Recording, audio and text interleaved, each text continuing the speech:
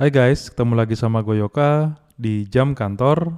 Kali ini kita akan ngomongin tentang apakah bukan lulusan kuliah IT bisa ngelamar jadi programmer kalau udah ada portofolio. Nah, jadi kenapa gue mau ngebahas tentang hal ini di video kali ini ya? Karena di channel YouTube gue ada yang nanya nih dari Mikhail Satoru. Dia nanya kayak gini, "Pagi bang, saat ini saya sedang belajar mengikuti roadmap front-end. Saat ini masih belajar di JavaScript. Saya hanya lulusan SMA tahun 2015, pengalaman kerja saya kebanyakan non-IT. Apabila nanti saya sudah bisa membuat porto sendiri, itu sudah cukup untuk melamar kerja bang. Jujur saya terkadang down bagaimana saya bisa interview kalau saya hanya lulusan SMA. Niatnya saya kuliah mau sambil kerja bang.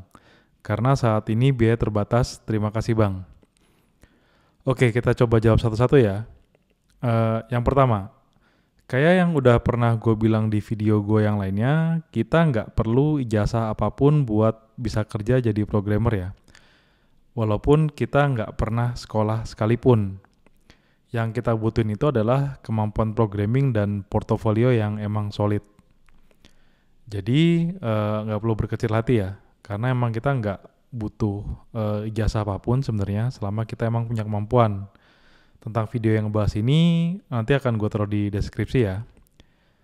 Yang kedua, kalau kamu udah ada portofolio buat ditunjukin dan kamu ngerti banget sama apa yang kamu kerjain, itu udah cukup buat ngelamar kerja ya.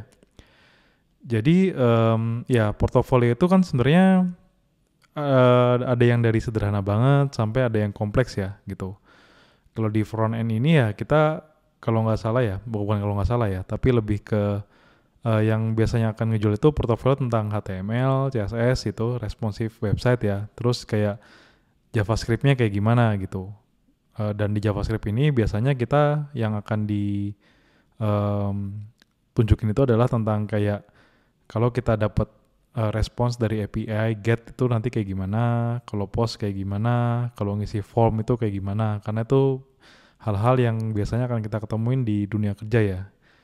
Jadi kalau kamu emang udah yakin sama portofolio kamu, ini kamu bisa mulai ngelamar ya sebenarnya. Udah oke lah gitu. Dan yakin ini perlu catatan juga ya. Catatannya adalah kamu nggak perlu bikin portofolio kamu ini perfect gitu. Kamu nggak perlu bikin sempurna banget.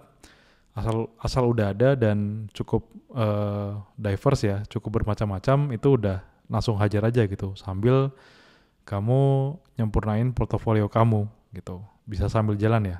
Karena kalau nunggu sempurna takutnya nggak jalan-jalan malah jadi nggak dapat kerjaan. Padahal yang paling penting itu adalah langkah pertama dapat kerjaan apa dulu gitu ya, yang berhubungan sama IT. Yang ketiga tentang cuman lulusan SMA ya, atau lulusan apapun ya. Misalnya ada orang bilang kayak, ya gue cuma lulusan SMA nih, atau SMK. Ya gue cuma lulusan SMP, gue cuma lulusan SD gitu. Ini gue bisa bilang ini bukan hal yang paling kritikal ya. Ini bisa jadi lumayan penting, tapi mungkin nggak sepenting itu juga, bukan hal yang mutlak ya. Karena kayak yang tadi gue bilang, yang penting itu adalah kita bisa kerja atau ngoding yang bener nih. Dan gue punya beberapa teman programmer yang emang dia lulusan SMA atau SMK ya. Nah, kenapa ini terjadi? Karena sebenarnya kalau kita ngelihat tentang perusahaan itu sebenarnya sifat dasarnya kayak gimana ya, mereka kan sebenarnya pengen nyari untung ya. Jadi yang mereka lakukan ketika mereka mau meng-hire orang atau mempekerjakan orang, itu adalah apakah orang ini itu bisa membuat mereka dapat untung atau enggak gitu. Dan punya ijazah itu cuma salah satu parameter aja ya. Kenapa ijazah diperluin kadang-kadang gitu, terutama kalau buat yang lapangan kerja konvensional ya, itu karena mereka ngerasanya oh kalau punya ijazah ini berarti kurang lebih orang ini bisa ngelakuin hal ini gitu. Tapi sebenarnya yang paling penting itu adalah orangnya bisa ngelakuin hal apa, bukan ijazahnya gitu. Jadi nggak usah khawatir ya, terutama kalau mau jadi programmer, itu yang penting portofolionya aja diperhatiin. Yang keempat, tentang kuliah sambil bekerja. Ini semoga lancar ya semuanya ya. Dari pengalaman, kalau ngelihat sekitar gua, ini mungkin banget kok dilakuin. Nggak sedikit kolega gua yang kuliah itu dia sambil kerja ya. Ada yang kuliah S1, ada yang S2, kayak gitu ya. Ada yang D3, banyak lah gitu. Dan mereka itu IP-nya juga bagus-bagus gitu. Tanpa ngorbanin kerjaannya. Jadi kerjaannya tetap oke, tetap terarah gitu. Tapi IP-nya juga tetap oke. Jadi gue cuma mau bilang kalau ini bisa dilakuin. Semoga lu berhasil ya. Nah, mungkin tadi juga dibilang ya tentang kerjaan kuliah ini. Tadi kalau gua nggak salah kan lulusannya 2015 ya. Dari 2015 sekarang ada di 2022 gitu. Berarti ada 7 tahun pengalaman kerja mungkin atau berapa tahun gitu. Dan masalahnya tadi dibilang nggak semuanya tentang IT gitu atau tidak berhubungan dengan IT ya. Ini menurut gua nggak apa-apa. Kenapa? Eh, Intinya kita gimana ngebungkusnya waktu interview ya. Kan pasti akan ditanya juga kan, ini lulusan SMA kenapa tidak melanjutkan gitu kan.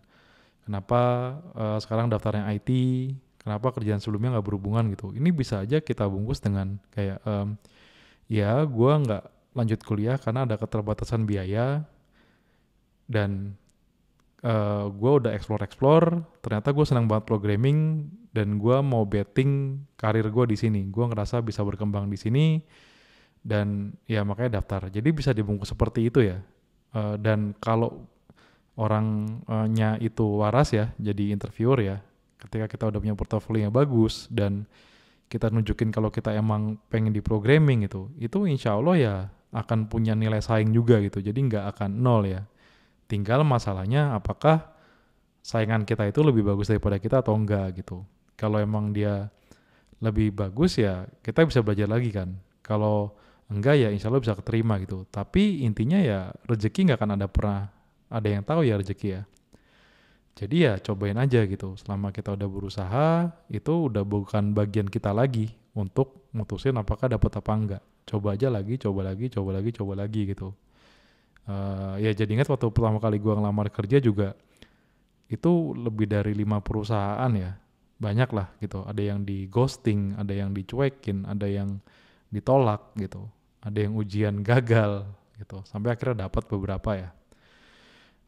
Nah, gitu aja dari gua. Semoga bisa membantu ngejawab ya. Eh, Kalau emang kalian ngerasa ini berguna videonya, bisa bantu sebarin ke yang lain yang membutuhkan. Kalau emang suka, bisa klik like. Kalau pengen lihat yang kayak gini lagi, itu bisa subscribe. Kalau emang kalian punya pertanyaan yang mau gue bantu buat jawab, nanti insya Allah akan gue coba jawab ya. Ketika ada waktu itu bisa ditaruh di kolom komentar ya.